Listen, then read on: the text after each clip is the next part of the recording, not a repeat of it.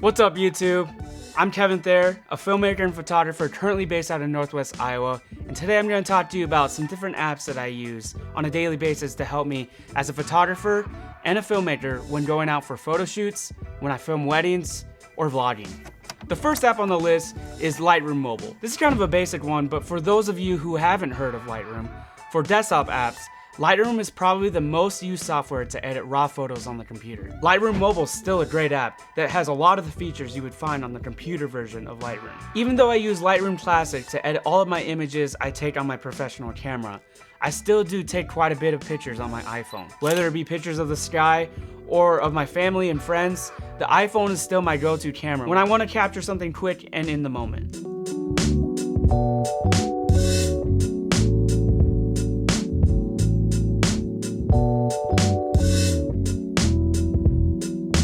Like I said, Lightroom Mobile has most of the features you would find on the desktop version. And probably one of the key features in Lightroom Mobile that I use every day is the ability to import my presets onto the app. Now, if you don't know what presets are, they're basically filters that you put on your photo to change the colors of the photo. To get a consistent look across the board on your social media feed and portfolio, you use photo presets to change the look. For an example, here's a picture I took at a concert a few years ago. All I do is tap one button, maybe change the exposure, temperature, and tint slider a bit, but that's all I have to do, and I upload it to Instagram, Visco, or wherever. I also love that Lightroom has a facial touch-up feature. My skin is not the best, and I break out a lot, especially when I'm sweating, at the gym, or in the summertime. So with a couple taps of a finger, I can easily clean up my complexion. Now if you want a full in-depth tutorial on what my workflow in Lightroom Mobile with and without presets is, let me know in the comments and I can make a separate video for that. FiLMiC Pro. Now this app is a little pricey when it comes to iPhone apps. $15? Are you kidding me? Or $1 million. But it has been a game changer for me when it comes to taking iPhone video. Compared with the standard iPhone camera app, FiLMiC Pro gives you a lot more options for video format and quality. Along with this, you get better control over focus, exposure, and white balance. One of the biggest features being giving you ability to shoot in a true log gamma curve. I won't get into the technical details of what log footage is, but it gives filmmakers greater tonal range and flexibility in post-production or editing. I'm a firm believer that whatever camera you have at your disposal that allows you to tell a story is the best camera. When I'm vlogging and for some reason I don't have my camera, or I'm somewhere where cameras aren't allowed in, FiLMiC Pro is my go-to app to capture these moments. Yeah. Vlogging on the phone today because we're getting sent back because I have a backpack and a camera.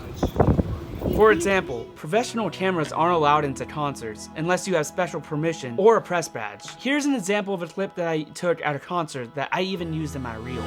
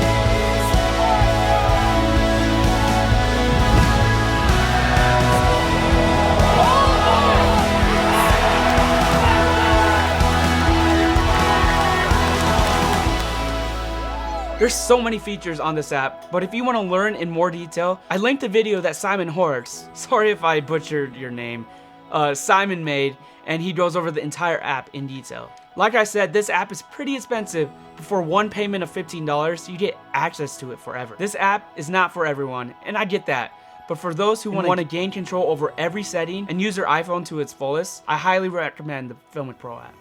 The next app is Magic Hour. Light is an essential part of photography, and you may have heard the term golden hour. Golden hour is the period of time of day shortly after sunrise or before sunset. This is the time of day where light is the most pleasing on skin tones. So a lot of times I schedule portrait shoots or the portrait session on a wedding day at the time sun sets. Magic Hour is an app that makes it extremely easy for photographers to know when golden hour is coming and how much time you have left once it begins. The app takes your location along with the current time of day and calculates when magic hour will occur. It also tells you the weather forecast if it's available in your location. The app also has a notification setting where it will notify you when golden hour begins. Again, I will say this app is a paid app to get the full settings, but the magic hour is my go-to when it comes to knowing the time of golden hour. I bought this a long time ago, but I think it was only $1. And yes, of course you can search up what time the sun sets on Google, but if I'm ever in a new location, this app is so easy to pull up, and since it has my location, I can know in seconds when golden hour is and how much available sun I have. Drone Buddy. This app is very similar to Golden Hour, but Drone Buddy is a quick app to check the weather for conditions of flying drone. I also like that this app has a no-fly zone map, so I can quickly search to see if the area that I'm in is near an airport or is in a no-fly zone. I also like that it has the weather conditions and the wind speed. The rule of thumb is that you don't want to fly your drone in any winds over 35 miles per hour. So with a quick tap of a thumb, I can know the conditions for flying my drone. And similar to this app is the Before You Fly app, which also gives you a clear status indicator that informs a drone operator whether it is safe to fly or not. This app is actually made by the FFA themselves. Unfold. I bought this app back in 2017 when it first came out. I heard about it on Twitter from a photographer that I followed. And since then, Unfold was acquired by Squarespace.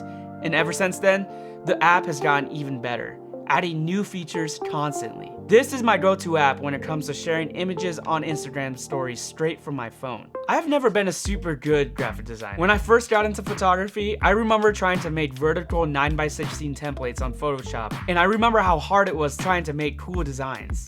In Unfold, you can pick from tons of clean, beautiful templates with all kinds of different themes. Just tap and drop the photos into the app, and within seconds, you have some beautiful looking stories to add to Instagram. There's tons of stickers, fonts, and assets for you to add to your images. There's moving templates that you can spice up how you share your images as well. Unfold also has a video feature if you want to share a video you captured to your Instagram story. You can create multiple slide stories and save them all, or publish them straight from the app to your Instagram story. There are free default templates that come with the app, but Unfold also has a subscription service called Unfold Plus for $20 a year that unlocks all the templates. With the subscription, you gain early access to new collections, exclusive stickers, fonts, and exclusive releases and designs. Another option, if $20 a year is too pricey for you, you can purchase templates individually.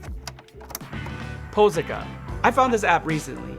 If you don't know, I'm an introvert. When I first started photographing people, it was really hard for me to think of poses, and it was really hard for me to direct my clients in a pleasing way. I remember sitting in my car before a photo shoot or wedding, flipping through a Pinterest board, trying to memorize all these poses and trying to think of how I could direct them in this way. My style relies heavily on movement, and it's pretty laid back, not relying on posing necessarily, but more coaxing and prompting at things to do. Posica is an app with over 1,400 different prompts to give a person and adding new ones every week. Although it focuses a lot on couples and wedding poses, it also has quite a bit for groups, solo portraits, seniors, families, and much more.